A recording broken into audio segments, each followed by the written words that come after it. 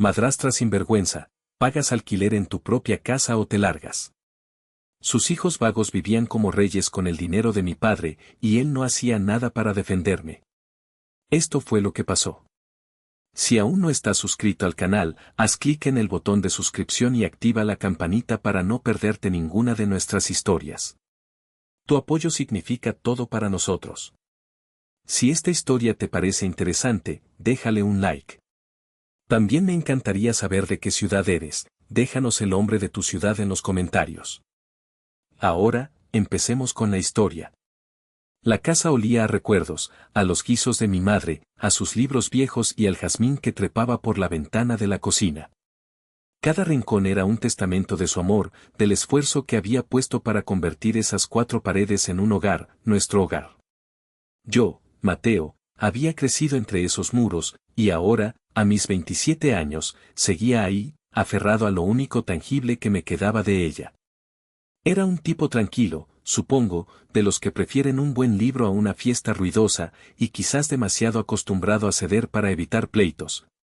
Una costumbre que mi padre llamaba tener buen carácter pero que mi tía Carmen, hermana de mi madre, siempre criticó como dejadez. La vida dio un vuelco cuando papá, Roberto, decidió que la soledad era demasiado pesada y se volvió a casar. Elena apareció en nuestras vidas con una sonrisa que parecía ensayada y un aura de eficiencia que al principio engañó a varios, incluyéndome un poco, lo admito. Con ella llegaron sus 2 hijos, Leo, un par de años menor que yo. Con una barba rala que intentaba darle un aire de hombre interesante pero que solo acentuaba su pereza y una mirada que parecía evaluar el precio de todo lo que veía, y Sofía. Una adolescente que había perfeccionado el arte de parecer un ángel mientras sus ojos calculaban cada movimiento. Al principio, intenté ser optimista. Era la nueva vida de papá, y yo quería que fuera feliz. Pero las primeras incomodidades no tardaron en aparecer. Herramientas que desaparecían de mi pequeño taller en el garaje y reaparecían días después en manos de Leo, usadas y sin una disculpa. Comentarios sutiles de Elena sobre darle un toque más moderno a la casa, usualmente mientras miraba con cierto desdén los muebles que mi madre había elegido con tanto esmero. Yo lo achacaba al periodo de adaptación, a la fricción natural de 4 extraños intentando ser una familia bajo el mismo techo. ¡Qué ingenuo! La bomba la soltó Elena una noche, durante una cena que ya era tensa de por sí. Papá apenas probaba bocado y Leo no dejaba de teclear en su celular con un ruido molesto. Sofía sonreía, como si supiera lo que venía. Mateíto, corazón, empezó Elena, con ese tono meloso que usaba cuando quería algo. Ya eres un hombre, con tu trabajo estable y todo. Y bueno, para que tu padre y yo podamos manejar mejor los gastos de esta gran casa, recalcó lo de gran casa como si fuera un palacio y no la casa de 2 pisos de siempre. Y para que tú también sientas que aportas como el adulto que eres, habíamos pensado en una contribución simbólica, ¿sabes? Como un alquiler. Es lo justo, ¿no crees, Roberto, cariño? Papá levantó la vista de su plato, la clavó un segundo en Elena y luego en mí, para finalmente dejarla caer sobre el mantel. Asintió casi imperceptiblemente. Sí, bueno, para los gastos. Sentí un frío recorrer mi espalda. ¿Alquiler? ¿En mi propia casa? La casa que mi madre me había dejado. Intenté articular palabra, decirles que no tenían derecho, que era una locura. Pero, esta casa es mía. Mamá me la dejó a mí. Elena sonrió, una sonrisa que no le llegó a los ojos. Claro que sí, mi amor.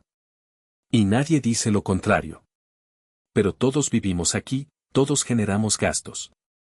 Es por llevar un orden, nada más. Una familia se apoya. Esa noche no pude dormir. Daba vueltas en la cama, sintiendo una mezcla de rabia e impotencia. A la mañana siguiente, lo primero que hice fue llamar a mi tía Carmen. Se lo conté todo, esperando quizás una solución mágica. ¿Ves? Te lo dije, fue lo primero que soltó, sin un ápice de sorpresa en su voz. Esa mujer es una víbora, mijo. Y tu padre, ay, tu padre parece que perdió los pantalones el día que se casó con ella. Esa casa es de tu madre, no de ella. Y ahora quiere cobrarte por vivir en lo tuyo. El descaro. Escúchame bien, Mateo, empieza a anotar todo. Cada peso que te pida, cada comentario, cada cosa rara que veas. Guárdalo todo, por si las moscas. Con gente así, más vale prevenir. Colgué el teléfono con una sensación amarga en el estómago. Mi tía tenía razón. Esto apenas comenzaba, y no pintaba nada bien. Los días siguientes a la propuesta de Elena fueron un infierno silencioso. Ella actuaba como si nada, con una amabilidad empalagosa que me revolvía el estómago, pero cada vez que nuestros ojos se cruzaban, sentía la presión. Papá, por su parte, me evitaba. Si coincidíamos en el pasillo, murmuraba un buenos días y se escabullía.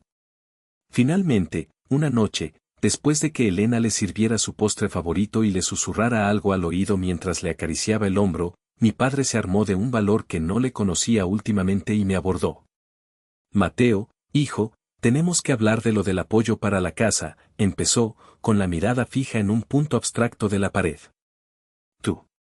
Elena dice que es importante que todos colaboremos. Para llevar la fiesta en paz, ¿entiendes? No es mucho, solo para ayudar. Papá, es mi casa, repetí, aunque sentía que mis palabras se perdían en el vacío. Lo sé, se apresuró a decir, pero ella insiste en que es lo correcto. Anda, no hagas las cosas más difíciles. Al final, cedí. No por convicción, sino por agotamiento y por una pizca de esperanza de que, si lo hacía, quizás las cosas se calmarían. Acordamos una cantidad que, aunque para mí era significativa, Elena calificó de simbólica. Le entregué el primer pago en efectivo, y ella lo recibió con una sonrisa triunfal, guardándolo en su bolso sin siquiera mirarlo. Así me gusta, Mateíto, demostrando que eres un hombre responsable. Sentí ganas de vomitar. Desde ese día, empecé a seguir el consejo de mi tía Carmen, anoté la fecha y la cantidad en un pequeño cuaderno que escondí bajo mi colchón y guardé los recibos improvisados que le exigía a Elena, quien los firmaba con un garabato displicente, como si le hiciera un favor. Mientras yo contribuía, Leo y Sofía vivían como si el mundo les debiera algo. La motocicleta que había sido de mi madre, una pieza casi de colección que yo cuidaba con esmero, empezó a ser el vehículo de emergencias de Leo. Es que tenía que ir a una entrevista de trabajo urgente, cuñado, me decía con su habitual desparpajo, devolviéndome la sucia, con el tanque casi vacío y, una vez, con un nuevo rayón en el guardabarros que juró que ya estaba ahí. Le puse un candado extra en la rueda, uno de esos que parecen imposibles de romper. Al día siguiente, Leo se quejó amargamente con Elena, mamá, Mateo es un egoísta. No me deja usar la moto para mis cosas importantes. Elena me miró con reproche. ¿Ves lo que provocas, Mateo? Tensiones innecesarias. Sofía, por su parte, desarrolló una extraña fascinación por las cosas de mi madre que yo guardaba en mi habitación, bajo llave. Un día, entré y la encontré probándose uno de los collares de perlas de mamá, posando frente al espejo para una selfie. Se había llevado también un pañuelo de seda que olía a ella. Solo estaba viendo, Mateo, qué delicado eres, dijo cuando la confronté, y sus ojos se llenaron de lágrimas falsas. Además, tu mamá ya no lo usa, ¿o sí? Corrió a contarle a Elena, quien, por supuesto, me reprendió a mí, es solo una niña sensible y curiosa, Mateo. Parece que disfrutas haciéndola llorar. La gota que casi derrama el vaso fue cuando Elena decidió reorganizar la sala. Un sábado por la mañana, bajé y encontré cajas en el pasillo. Eran las fotos de mi madre, sus libros favoritos que adornaban la repisa, los pequeños recuerdos de sus viajes. Elena, con guantes de limpieza y una energía frenética, estaba reemplazándolos con sus propios adornos impersonales y modernos. Hay que darle un aire nuevo a esta casa, más alegre, ¿no te parece, Mateo? Quitar tanto recuerdo triste. Sentí que la sangre me hervía. Esas eran las cosas de mi mamá, Elena. No tienes derecho. Ella me miró con fingida sorpresa. Pero, mi amor, solo están en el ático. Bien guardaditas. No seas tan dramático. Esa misma tarde, después de una acalorada discusión en la que papá apenas intervino para pedir calma, fui a la ferretería y compré las mejores cerraduras que encontré. Una para mi habitación y otra para el pequeño estudio donde guardaba los documentos importantes y los recuerdos más íntimos de mi madre. Mientras las instalaba, sentía los ojos de Elena clavados en mi espalda. Cuando terminé, se acercó con los brazos cruzados. ¿Qué te pasa, Mateo? ¿Acaso desconfías de nosotros? ¿De tu propia familia? Estoy protegiendo lo mío, Elena, respondí, mirándola fijamente. Algo que tú, al parecer, no entiendes. Su rostro se contrajo en una mueca de ira, pero no dijo nada más. Se dio la vuelta y se fue a la cocina, donde la escuché hablar en voz baja y furiosa con mi padre. Sabía que había cruzado una línea, pero también sabía que no podía seguir cediendo. La resistencia silenciosa había comenzado, aunque me costara la poca paz que quedaba en esa casa. La instalación de las cerraduras fue como echarle gasolina al fuego. Elena no me lo perdonó. Su amabilidad fingida desapareció casi por completo, reemplazada por una hostilidad pasivo-agresiva que cortaba el aire. Y, por supuesto, el alquiler aumentó. Mateo, con la inflación y que los muchachos están creciendo y comen como leones, la contribución se queda corta, me anunció una mañana, como quien comenta el clima. Además, hay que hacer arreglitos en la casa, ¿sabes? Una pinturita por aquí, cambiar esa tubería que gotea en el baño de arriba. Arreglos que, por supuesto, nunca se materializaban y el goteo en el baño de arriba, que usaban principalmente Leo y Sofía, seguía su curso. Los incidentes con los hermanastros también subieron de nivel. Una tarde de sábado, regresé del trabajo y un olor a quemado me golpeó al entrar. Encontré a Leo y a un par de sus amigotes en el patio trasero, junto a un asador improvisado que habían colocado peligrosamente cerca del cobertizo de madera donde guardaba herramientas de jardinería de mi madre. El césped, ese pequeño rectángulo que mamá cuidaba con tanto esmero, estaba pisoteado y con una mancha negra donde habían tirado las brasas. Estábamos haciendo una carnita asada, cuñado. No te molesta, ¿verdad?, dijo Leo con una sonrisa cínica, mientras sus amigos reían por lo bajo. El cobertizo tenía una esquina chamuscada. Cuando le reclamé a Elena, su respuesta fue la de siempre: «Ay, Mateo, qué exagerado. Son jóvenes, se estaban divirtiendo un poco. Además, ese cobertizo ya estaba viejo». «¿Qué genio tienes?» Papá solo suspiró y dijo que hablaría con Leo, pero su voz carecía de convicción. Sofía, por su parte, encontró nuevas formas de invadir mi espacio. Un día, necesitaba imprimir unos documentos urgentes para mi trabajo y encontré mi impresora desconectada y mi computadora encendida. Sofía estaba sentada frente a ella, viendo videos, según dijo, porque la suya estaba muy lenta. Juró que no había tocado nada, pero al revisar el historial, vi que había intentado acceder a mis correos y a mis carpetas personales. Cambié todas mis contraseñas esa misma noche, sintiendo una mezcla de furia y violación. Cuando Sofía se dio cuenta al día siguiente de que ya no podía acceder, corrió lloriqueando con Roberto, acusándome de tratarla como una delincuente. Mi padre me miró con esa expresión de súplica cansada que tanto me desesperaba. «Hijo, trata de ser más comprensivo». La situación más tensa llegó cuando Elena, en una de sus brillantes ideas para mejorar la economía familiar, le sugirió a mi padre que pusieran la casa como aval para un supuesto préstamo que Leo necesitaba para un negocio muy prometedor de importación de tecnología. Escuché la conversación por casualidad desde el pasillo. El corazón me dio un vuelco.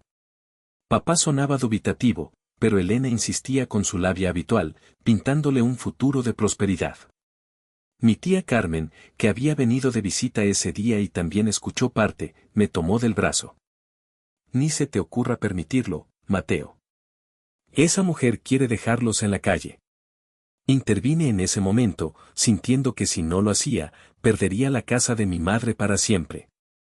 «Esa casa no se toca, papá», dije, con una voz más firme de lo que me sentía. «Es mía, y no voy a permitir que la usen para ninguna de las locuras de Leo». Elena se puso lívida. «Pero qué egoísta eres, Mateo. siempre pensando en ti mismo.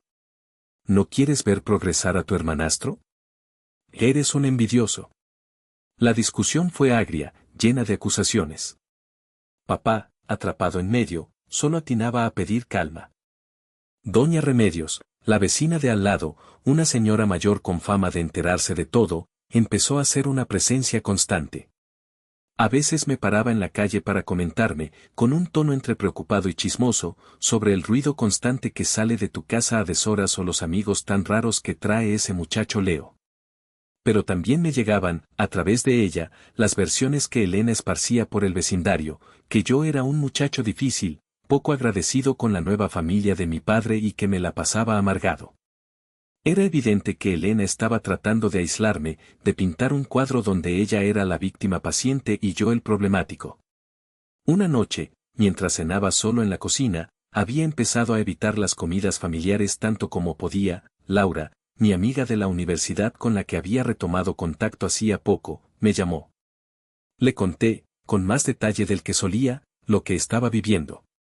Laura se quedó en silencio un momento y luego dijo, con una seriedad que me heló la sangre: Mateo, esto no es normal. Lo que te está haciendo tu madrastra, y la pasividad de tu padre, eso tiene nombre. Estás siendo víctima de abuso emocional y financiero.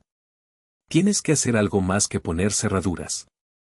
Necesitas pruebas más contundentes y necesitas un abogado. Ya. Sus palabras resonaron en mi cabeza. Abuso. Abogado. Hasta ese momento, lo había visto como un problema familiar grave, pero Laura le puso una etiqueta que lo cambiaba todo. Quizás tenía razón. Quizás era hora de dejar de resistir en silencio y empezar a luchar de verdad. La sugerencia de Laura sobre buscar un abogado se quedó grabada en mi mente, pero fue un incidente particularmente doloroso el que finalmente me empujó a actuar. Mi madre había sido una ávida lectora y conservaba con especial cariño una colección de primeras ediciones de autores latinoamericanos. No tenían un valor económico desorbitado, pero para mí eran tesoros, impregnados de su perfume y con pequeñas anotaciones suyas en los márgenes. Los guardaba bajo llave en el estudio, en una vitrina especial. Un lunes por la tarde, al regresar del trabajo, encontré la puerta de mi estudio forzada. La cerradura estaba rota. Entré con el corazón en un puño. La vitrina estaba abierta y varios de los libros yacían en el suelo, algunos con las páginas arrancadas, otros con las cubiertas dobladas y manchadas con algo pegajoso, como refresco. Junto a ellos, encontré una diadema barata de Sofía y una lata de bebida energética vacía, de las que Leo consumía por paquetes. La rabia que sentí fue distinta a todas las anteriores. Era fría, profunda, desoladora. Ya no se trataba de dinero o de incomodidades, habían profanado lo más sagrado que me quedaba de mi madre. Bajé las escaleras lentamente. Elena, Leo y Sofía estaban en la sala, viendo la televisión como si nada. Papá leía el periódico en su sillón. ¿Quién entró a mi estudio?, pregunté, y mi voz sonó extrañamente calmada, pero cargada de una tensión que hizo que todos se giraran a mirarme. Leo se encogió de hombros. Yo no fui. Sofía negó con la cabeza, abriendo mucho los ojos como si fuera la inocencia personificada. Alguien forzó la cerradura y destruyó los libros de mi madre, continué, mirándolos uno por uno. Elena suspiró con fastidio. Ay, Mateo, por favor. Seguro fue un accidente. Además, quizás es hora de dejar ir el pasado, ¿no crees? Esas cosas solo acumulaban polvo y malos recuerdos. Deberías agradecernos por hacerte espacio. Esa fue la gota que derramó el vaso. La frialdad, el desprecio absoluto por mis sentimientos, por la memoria de mi madre. En ese momento, algo se rompió dentro de mí. Ya no había lugar para la duda o la pasividad. Esto se acabó, Elena, dije, y mi voz ya no temblaba. Se acabó hoy mismo. Me di la vuelta y subí a mi habitación. Llamé a mi tía Carmen y le conté lo sucedido, mi voz entrecortada por la rabia. Ella no necesitó más. Voy para allá. Y llama al abogado que te recomendé hace tiempo, el licenciado Valdés. Su oficina está en el centro. Dile que vas de mi parte. Ya basta de aguantar a esa arpía. Al día siguiente, me reuní con el licenciado Valdés. Era un hombre mayor, de semblante serio pero ojos amables. Le conté toda la historia, desde el principio, apoyándome en el diario de incidentes que había llevado y las pocas fotos que había tomado de algunos destrozos. Tía Carmen estaba a mi lado, asintiendo y añadiendo detalles que yo había olvidado. El abogado escuchó pacientemente, revisó la copia del testamento de mi madre que yo llevaba y los documentos de propiedad de la casa. Cuando terminé, el licenciado Valdés me miró fijamente. Joven, dijo, usted tiene todas las de ganar. La casa es suya, sin lugar a dudas. Lo que esta señora y sus hijos están haciendo se llama abuso de confianza y, en el caso del alquiler, podría considerarse extorsión. Podemos proceder de varias maneras, pero la más directa es una notificación formal de desalojo. Me explicó los pasos legales, los plazos, mis derechos. Sentí como si me quitaran un peso enorme de encima. Por primera vez en mucho tiempo, no me sentía solo ni indefenso. Tenía la ley de mi lado. El abogado me aconsejó seguir documentando todo y, si era posible y sin ponerme en riesgo, grabar cualquier conversación donde Elena hiciera exigencias económicas o amenazas. Las pruebas son fundamentales, Mateo. Salí de su despacho con una nueva determinación. Laura me llamó esa tarde para ver cómo estaba. Le conté sobre el abogado y el plan. Ese es mi Mateo, dijo con entusiasmo. No estás solo en esto. Lo que necesites, cuenta conmigo. Me dediqué a preparar todo con una calma fría. Organicé mis notas, respaldé las fotos. Incluso logré grabar una conversación con mi celular, que dejé discretamente sobre un mueble, donde Elena me exigía el pago del alquiler atrasado y amenazaba con hacerme la vida imposible si no cumplía. La calidad no era la mejor, pero sus palabras eran claras. Cada prueba era un clavo más en el ataúd de su tiranía. La confrontación final se acercaba, y esta vez, yo estaría preparado. Con el asesoramiento del licenciado Valdés y un pequeño arsenal de pruebas bajo el brazo, decidí que la confrontación no sería un arrebato de ira, sino un acto calculado y legal. El abogado me explicó que lo más efectivo sería entregar una notificación formal de desalojo a través de un actuario, un oficial judicial, para que todo tuviera la seriedad y el respaldo legal necesario. Así lo hicimos. Un martes por la tarde, el actuario, un hombre corpulento y con una expresión imperturbable, llegó a la casa. Yo lo esperaba en la puerta, con mi tía Carmen y Laura a mi lado, más como apoyo moral que como participantes activas en el acto legal. Les había pedido que estuvieran presentes, necesitaba su fuerza. Llamamos a la puerta. Abrió Elena, con una sonrisa que se congeló al ver al actuario y los papeles que llevaba en la mano. Su mirada pasó de mí al oficial y de nuevo a mí, cargada de confusión y una incipiente furia. ¿Qué significa esto, Mateo? Siseó. El actuario, con voz monótona pero firme, se presentó y le informó que traía una notificación judicial para ella, para Leonardo Morales y para Sofía Morales, así como una copia para el señor Roberto Jiménez, mi padre. Elena intentó cerrar la puerta, pero el pie del actuario lo impidió. Papá apareció detrás de ella, pálido y con el ceño fruncido. Leo y Sofía se asomaron desde la sala, con expresiones de curiosidad que pronto se transformarían. El actuario le entregó a Elena los documentos. Ella los tomó como si quemaran. Sus manos temblaban mientras leía las primeras líneas. Sus ojos se abrieron desmesuradamente. «Desalojo», gritó, su voz estridente rompiendo la calma tensa. «¿Qué es esta porquería? No puedes hacernos esto, Mateo. Esta es la casa de tu padre». Se giró hacia Roberto, buscando su apoyo. «Roberto, dile algo. Tu hijo nos está echando a la calle como a perros». Papá estaba lívido, mirando los papeles que el actuario le había entregado. No decía nada. Parecía en shock. Leo se acercó, tratando de hacerse el valiente. «¿Qué bronca traes, Mateo? ¿Ahora te crees muy gallito con tus papelitos?» Sofía, fiel a su estilo, empezó a sollozar, escondiéndose detrás de Elena. «Mateo, ¿por qué eres tan malo con nosotros? Solo queríamos ser una familia». fue mi turno de hablar. Respiré hondo, sintiendo las miradas de mi tía y de Laura dándome ánimos. Esta casa, empecé, con una voz más firme de lo que jamás había usado con ellos, es mía. Herencia de mi madre, Guillermina Ortiz. Saqué una copia del título de propiedad y del testamento, que el licenciado Valdés me había aconsejado tener a mano, y los mostré. Durante 2 años, Elena, me has estado extorsionando, obligándome a pagar un supuesto alquiler en mi propia casa. Dinero que, por cierto, no sé dónde ha ido a parar, porque esta casa no ha visto una sola mejora. Continué, exponiendo cada abuso, cada daño, cada humillación. Han invadido mi privacidad, destruido objetos de valor sentimental incalculable, han vivido aquí sin aportar nada más que problemas y gastos. Y tú, papá, me giré hacia él, lo has permitido. Has mirado para otro lado mientras tu esposa y sus hijos me hacían la vida imposible en el único lugar que considero mi hogar. Elena intentó interrumpirme varias veces, con gritos e insultos. Y mentiroso. Malagradecido. Después de todo lo que he hecho por ti, por esta familia. ¿Qué has hecho, Elena?, la reté. ¿Convertir mi casa en tu feudo personal? ¿Intentar manipular a mi padre para que pusiera mi propiedad como aval para los negocios turbios de tu hijo?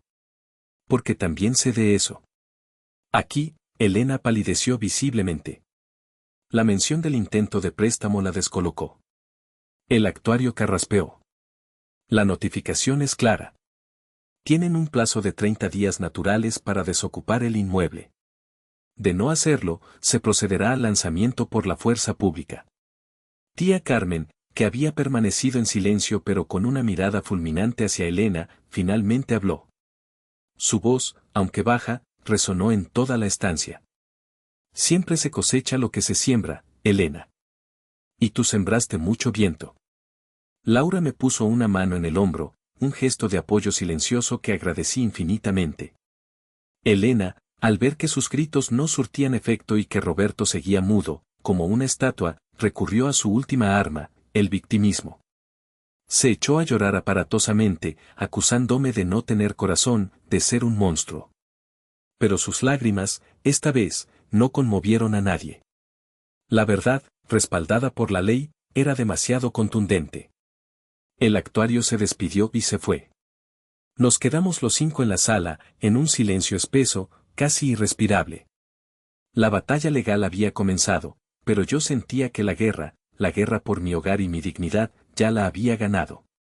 Los 30 días que siguieron a la notificación fueron una tortura psicológica.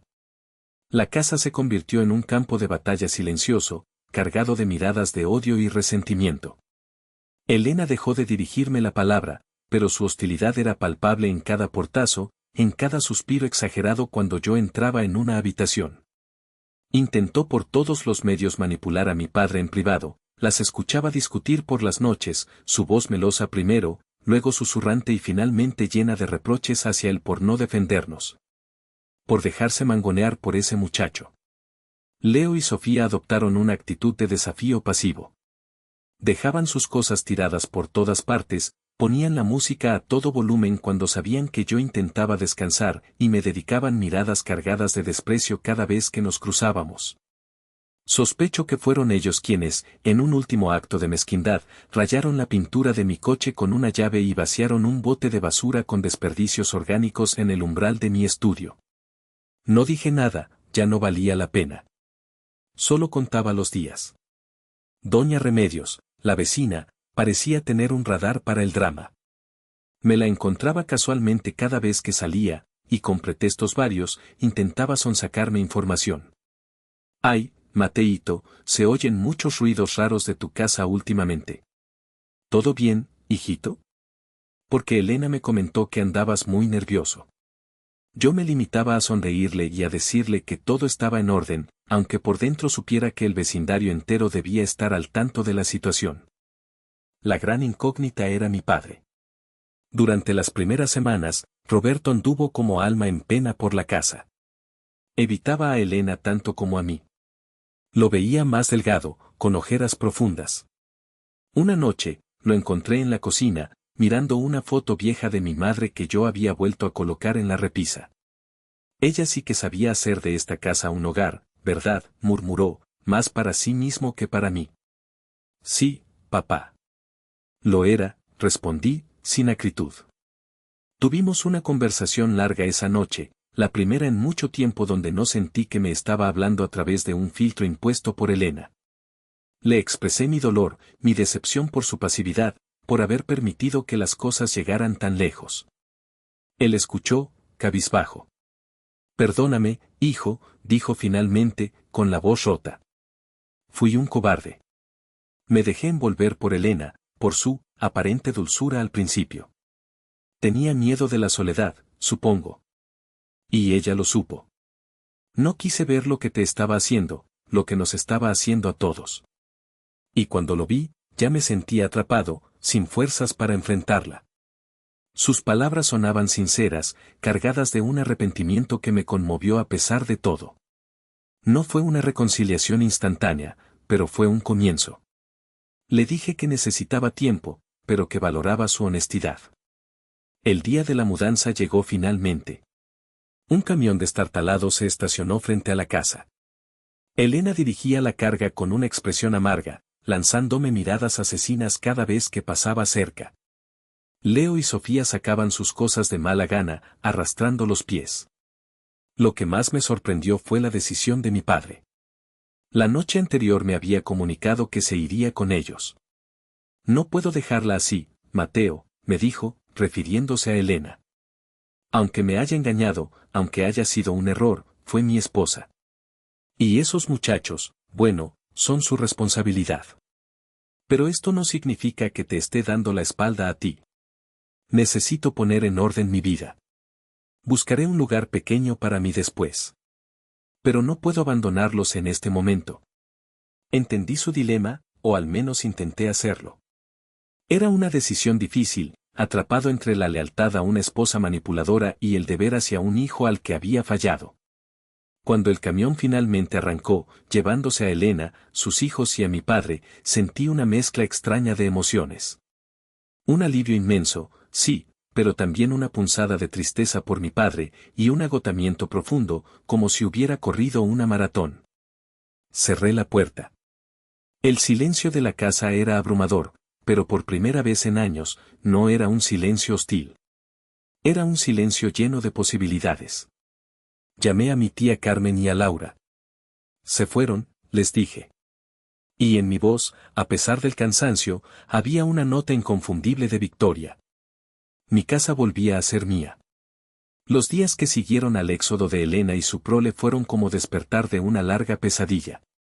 La casa, mi casa, se sentía extrañamente vacía, pero era un vacío limpio, un lienzo en blanco esperando ser llenado con nueva vida, con mi vida. Lo primero que hice fue abrir todas las ventanas de par en par, como si quisiera que la brisa se llevara los últimos vestigios de su presencia. Mi tía Carmen y Laura se convirtieron en mis aliadas incondicionales en la operación recuperación.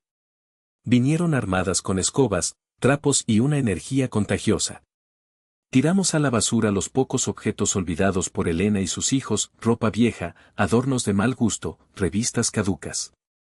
Fregamos pisos, limpiamos paredes donde manos descuidadas habían dejado huellas, y reparamos los pequeños destrozos que habían dejado como recuerdo de su partida, el rayón en el coche, alguna marca en los muebles.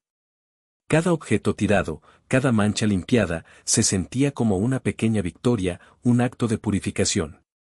Restauré con cuidado los libros de mi madre que habían sido dañados, y aunque algunas páginas quedaron marcadas para siempre, volvieron a ocupar su lugar de honor en la vitrina del estudio. El jardín, que había sufrido bajo la negligencia y los juegos de Leo, comenzó a recibir mis cuidados. Planté nuevas flores, podé los rosales que mi madre tanto amaba. Poco a poco, la casa empezó a respirar de nuevo, a oler a limpio, a tierra mojada, a esperanza. Con mi padre, la situación era compleja. Un par de semanas después de la mudanza, me llamó. Quería verme. Nos encontramos en un café del centro, un territorio neutral.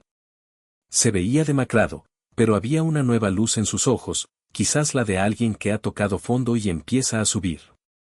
Me contó que había alquilado un pequeño departamento para él solo. Elena y sus hijos estaban en otro sitio, y su relación con ella era, según sus palabras, cordial pero distante. Necesitaba este tiempo, Mateo, me confesó. Para pensar, para entender cómo permití que todo se saliera de control. Te fallé, hijo, y no espero que me perdones de la noche a la mañana. Pero quiero que sepas que estoy trabajando en mí mismo. Estoy yendo a terapia.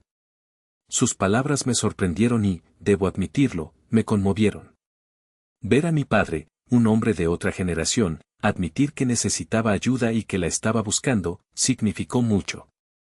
Nuestra relación no se sanaría por arte de magia, había demasiadas heridas, demasiada decepción acumulada. Pero por primera vez, sentí que había una posibilidad real de reconstruir algo, quizás no lo que fue, pero sí algo nuevo, más honesto. La vida en la casa recuperada era tranquila. Disfrutaba del silencio, de poder leer en el estudio de mi madre sin interrupciones, de cocinar escuchando mi música favorita. Invité a tía Carmen y a Laura a cenar varias veces. Reímos, hablamos, hicimos planes. Me sentía más ligero, más dueño de mí mismo. Había aprendido a poner límites, a defender lo mío, a reconocer las señales de la manipulación. Había descubierto una fortaleza en mí que no sabía que poseía. El futuro seguía siendo incierto en muchos aspectos. ¿Intentaría Elena alguna jugada más? Era posible, pero ya no le temía. ¿Lograría mi padre y yo reconstruir nuestra relación por completo? Solo el tiempo lo diría. Pero una tarde, mientras regaba las nuevas petunias en el jardín, el sol de la tarde iluminando la fachada de la casa, sentí una profunda sensación de paz. Miré hacia la ventana de la cocina, donde alguna vez mi madre canturreaba mientras preparaba la cena, y sonreí. Esta casa volvió a ser un hogar, mi hogar. Y eso, nadie, absolutamente nadie, me lo quitaría nunca más. La batalla había sido larga y dolorosa, pero al final, había valido la pena.